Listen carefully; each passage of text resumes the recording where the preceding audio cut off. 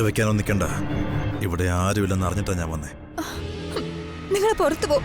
അതിനായിരുന്നെങ്കിൽ ഇത്ര റിസ്ക് എടുത്ത് ഞാൻ ഇവിടെ വരേണ്ട കാര്യമല്ലോ ഉണ്ടായിരുന്നോ? ഞാൻ പുറത്തു പോകുന്നില്ല. നമ്മൾ രണ്ടുപേരും ഒരുമിച്ച് അകത്തേക്ക് പോകും, നിന്റെ മുറിയിലേക്ക്.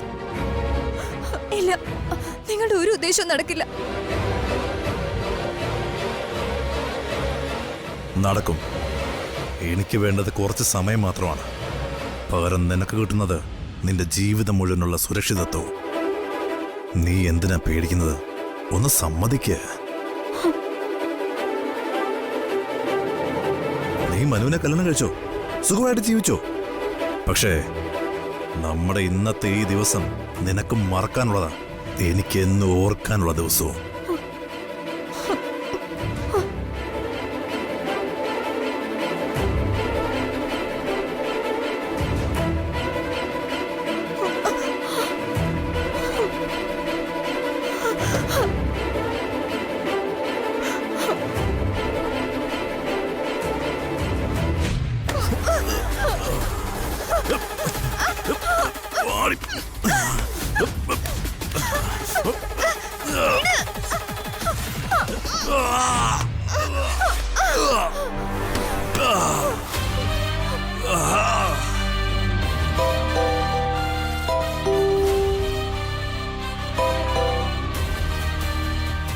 ജ്യോതി, ഹലോ ഹലോ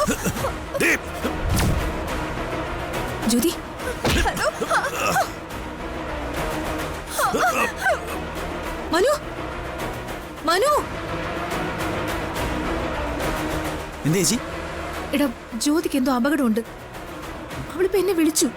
ഞാൻ സംസാരിച്ചപ്പോഴേക്കും വേറെന്തോ ബഹളം. അവള് കരയ. ജ്യോതി ഇപ്പൊ എവിടെ ഉണ്ടെന്ന് അറിയില്ലല്ലോ. വീട്ടിലുണ്ടോ? വിളിച്ചു നോക്കാൻ നിൽക്കണ്ട, ആദ്യം നമുക്ക് വീട്ടിൽ പോയി നോക്കാം. എന്നാ വാ. ഇത് അവൻ തന്നെയായിരിക്കും ചേച്ചി. അവളെ സ്ഥിരം വിളിച്ചോണ്ടിരിക്കുന്നവൻ. കൈ കിട്ടിയ വെറുതെ വിടരുത്. വാ.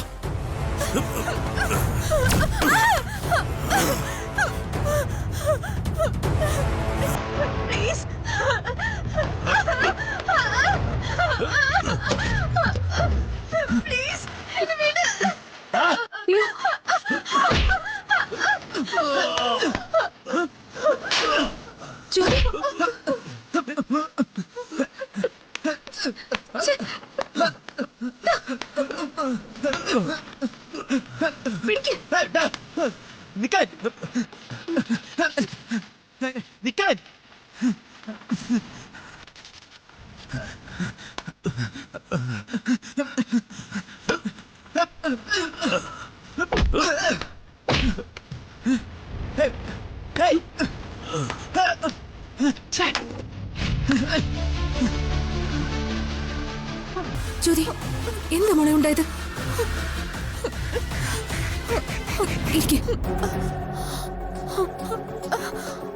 എന്താ മോളെ, എന്താ മോളെ, എന്താ ഉണ്ടായത്? അച്ഛനും ശരവണനും ഇപ്പൊ ഇവിടുന്ന് പോയതേ ഉള്ളൂ. ഡോറടിച്ച് ഞാൻ അകത്ത് വന്നപ്പോ അയാൾ ഇവിടെ ഇരിക്കുകയായിരുന്നു.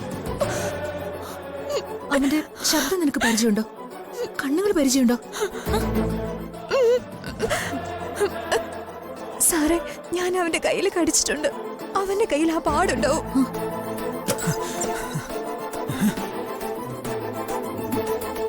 നിനക്ക് വേറെ കുഴപ്പമൊന്നുമില്ലല്ലോ?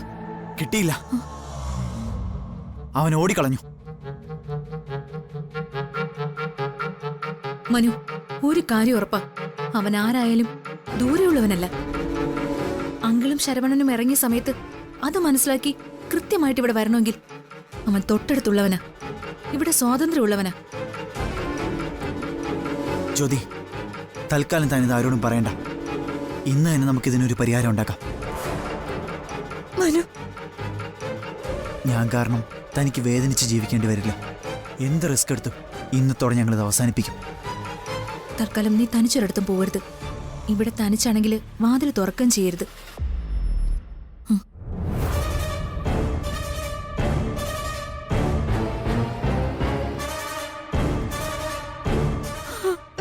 ഇങ്ങനെ പേടിക്കരുത്, അല്ലെങ്കിൽ ഇതിന്ന് പുറത്തു കിടക്കാൻ പറ്റില്ല. റിലാക്സ്.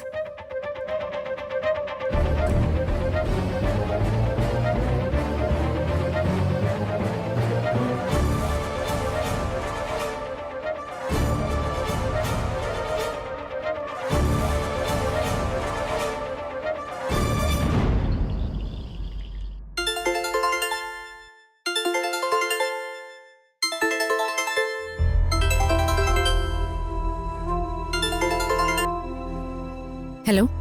ഹലോ, കൺഗ്രാറ്റ്സ് വീണ. എന്തിനാണ് ഈ അഭിനന്ദനം എന്ന് മനസ്സിലായോ?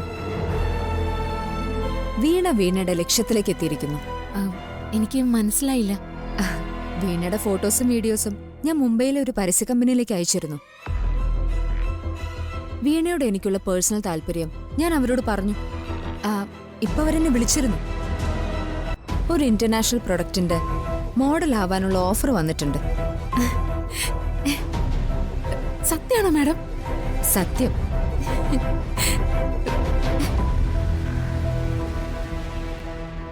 വീണയ്ക്ക് പോകാനുള്ള ടിക്കറ്റ് ഞാൻ ബുക്ക് ചെയ്ത് കഴിഞ്ഞു.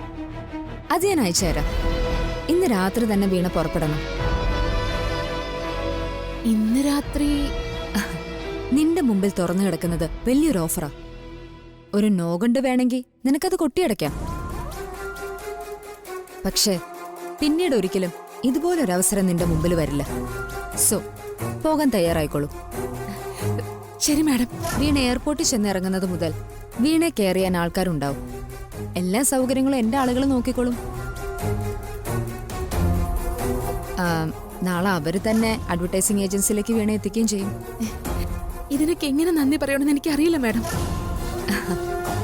നമ്മൾ ഇനിയും കാണുമല്ലോ. നന്ദിയൊക്കെ അപ്പൊ നേരിട്ടാവാം.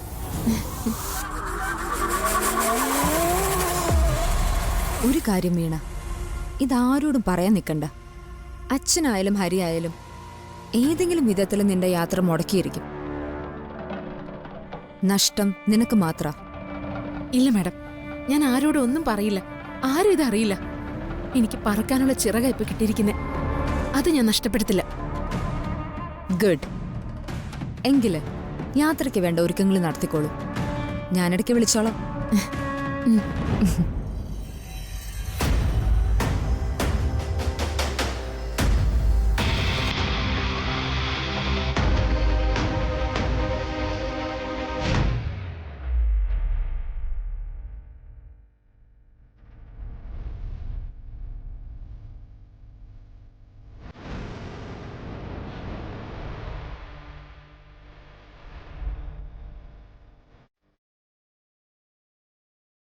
പോണം.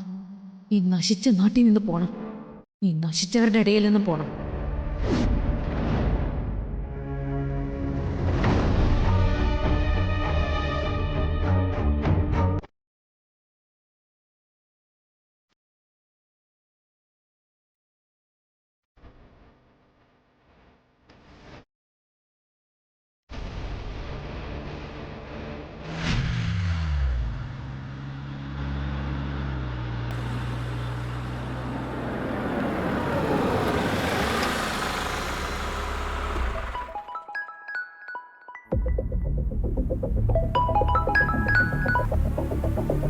ഹലോ, മിസ്റ്റർ വിപിൻ അല്ലേ?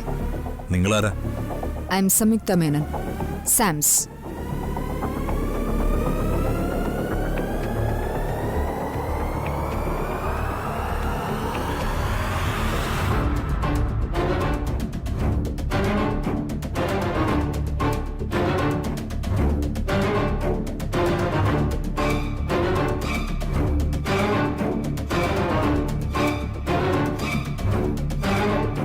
നിങ്ങൾ എന്തിനാ എന്നെ വിളിച്ചത്?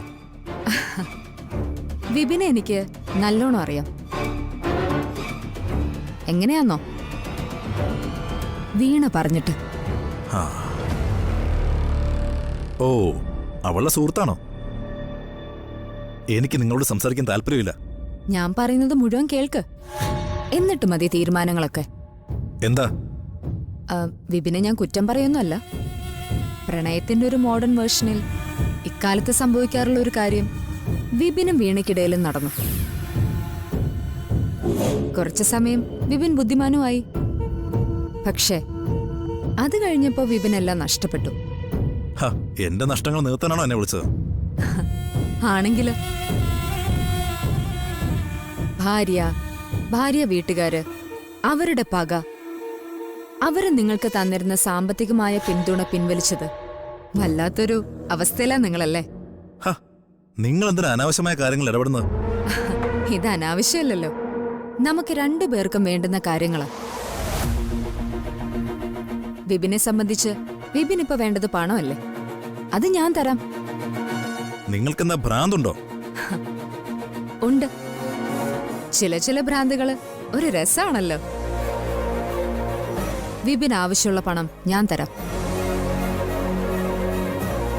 ഞാൻ പറയുന്നൊരു കാര്യം വിപിൻ ചെയ്യുമെങ്കിലും. പറയൂ. വീണയിൽ നിങ്ങൾക്ക് ജനിച്ച കുഞ്ഞ് ഇപ്പോ ഹരിയുടെ കൂടെയാ. ആ കുഞ്ഞിനെ ഹരിയിൽ നിന്ന് നിങ്ങൾ തിരിച്ചെടുക്കണം. എന്നിട്ടെന്നല്ല ആ കുഞ്ഞിനെ ഞാൻ വളർത്താനോ? ഇതാണോ നിങ്ങൾ പറഞ്ഞ വലിയ കാര്യം? അതിനെ വളർത്തുകയോ വലിച്ചെറിയുകയോ അതൊക്കെ വിപിന്റെ ഇഷ്ടം. വിപിനെല്ലാം നഷ്ടപ്പെട്ടതിന് കാരണം വീണയല്ല, ഹരിയാണ്. ഹരിയോട് പ്രതികാരം ചെയ്യാൻ ആഗ്രഹമില്ലേ തനിക്ക്? ഹരി എന്റെയും ശത്രുവാ. അവനെ ഇല്ലാതാക്കുക എന്നുള്ളത് എന്റെ ലക്ഷ്യം. ഇപ്പോ ഹരി എല്ലാമായി കൊണ്ടു നടക്കുന്നത് ആ കുഞ്ഞിനെയാണ്. അതവന് നഷ്ടപ്പെട്ട അത് സഹിക്കില്ല അവന്. അവനൊരു ഭ്രാന്തനെ പോലെ അലഞ്ഞു തിരിയും. എനിക്കതാ കാണേണ്ടത്. അതിനുള്ള കൂലിയാ ഞാൻ വിപിനോട് പറഞ്ഞ പണം. പക്ഷേ വീണ്ടും ഒരിക്കൽ കൂടി അയാളുടെ മുമ്പിലേക്ക് പോണം. നിയമപരമായി ആ കുഞ്ഞ് വിപിന്റേതാ. ഹരിക്കതില് ഒരവകാശവും ഇല്ല. താൻ ബിസിനസ് അറിയാവുന്ന ആളല്ലേ. ഇതൊരു ബിസിനസ് ഡീലായിട്ട് കാണാൻ പറ്റുമെങ്കിൽ നമുക്ക് മൂവ് ചെയ്യാം. നമുക്ക് ശരിയാക്കാം. പക്ഷേ അതിനു മുമ്പ് നമ്മൾ തമ്മിൽ കാണണം. പണത്തിന്റെ കാര്യത്തിൽ ഉറപ്പ് വേണം. അതല്ലേ? ആ അത് ഞാൻ ചെയ്തോളാം. എങ്കില് നിങ്ങൾ പറഞ്ഞ കാര്യം ഞാനും ചെയ്യും. താങ്ക്സ്.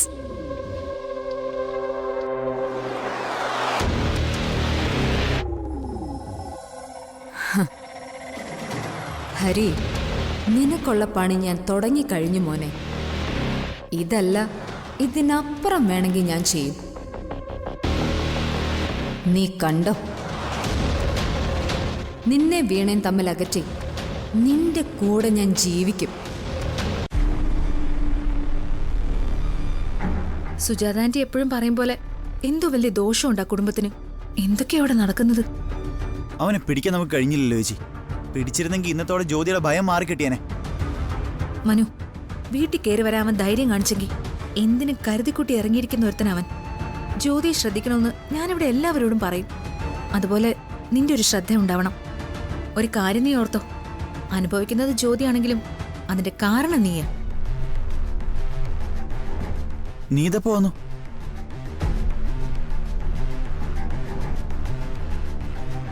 അത് ഞാൻ കുറച്ചേരായി വന്നപ്പോ നിങ്ങളെ ആരെയും കണ്ടില്ല. നീ തൃശ്ശൂര് പോവാണെന്നല്ലേ പറഞ്ഞേ?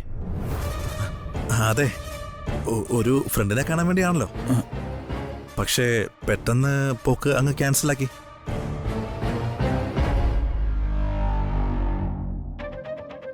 എന്താ നിന്റെ കയ്യില്?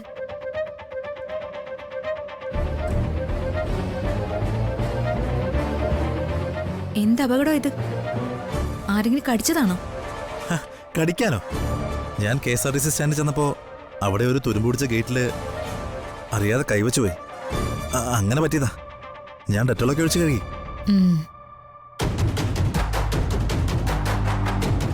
അല്ല, യാത്ര മുടങ്ങിയതിൻ്റെയാണോ നിനക്ക് ഇത്ര ടെൻഷനൊക്കെ? അത് എന്ത് ടെൻഷൻ? അല്ലെങ്കിലും അത് കാര്യമുള്ള യാത്രയൊന്നുമല്ലല്ലോ. നിനക്കറിഞ്ഞൂടെ? ആ, അല്ല, നിങ്ങളവിടെ പോയിരുന്നു? ഞങ്ങളൊരു കള്ളനെ പിടിക്കാൻ പോയതാ. വലിയൊരു കള്ളനെ. ശരി, നീ പോയി റെസ്റ്റ് എടുക്ക്.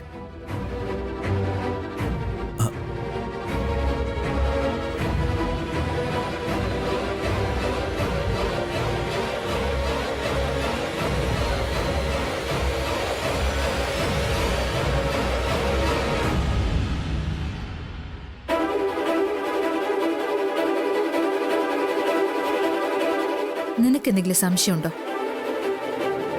ഉണ്ട്. ജ്യോതിയുടെ അടുത്ത് നമ്മൾ കണ്ട ആളിന്റെ ശരീര ലക്ഷണങ്ങൾ വെച്ച് നോക്കുമ്പോൾ അത് വിഷ്ണുവാണോന്ന് എനിക്ക് സംശയമുണ്ട്. സംശയമല്ല, സത്യമാണ്. നീയും ജ്യോതിയും തമ്മിലുള്ള ഫോട്ടോ പുറത്തു പോയിന്ന് പറഞ്ഞ നിമിഷം മുതൽ ഞാൻ അവനെ സംശയിക്കുന്നത്. അത് തിരിച്ചറിയാൻ വേണ്ടിയിട്ട് അന്ന് ഞാൻ നിങ്ങളുടെ ഫോൺ പരിശോധിച്ചത്, അല്ലാതെ നിന്നെ സംശയിച്ചിട്ടല്ല. ഞങ്ങൾ രണ്ടുപേരും ഒന്നിച്ചു നിന്ന് സംസാരിക്കുമ്പോൾ അവിടെ വേറൊരാൾ നിന്നത് ഞങ്ങൾ കണ്ടില്ല. വന്നു എന്ന് പറഞ്ഞത് ഇവനാ.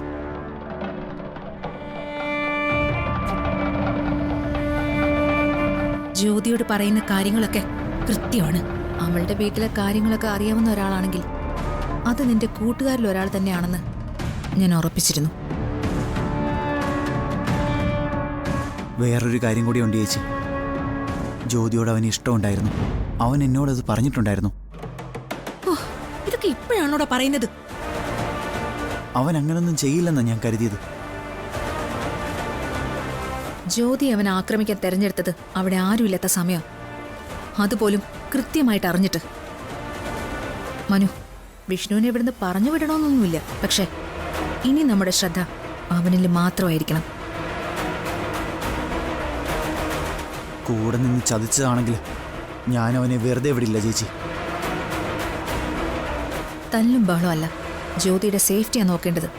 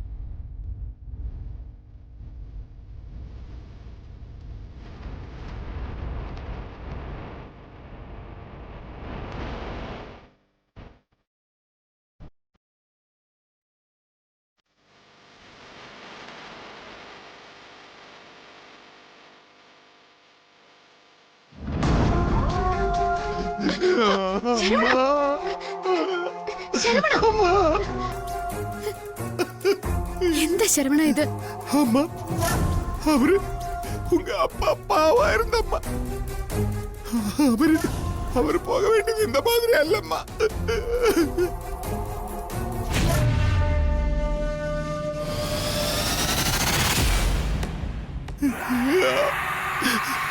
സാരമില്ല ശരവണ.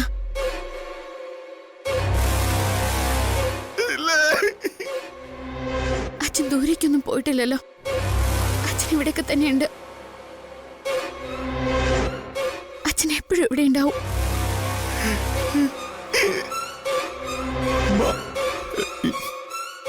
എനിക്ക് അമ്മാവോടൊരു കാര്യം പറയാനുണ്ട്.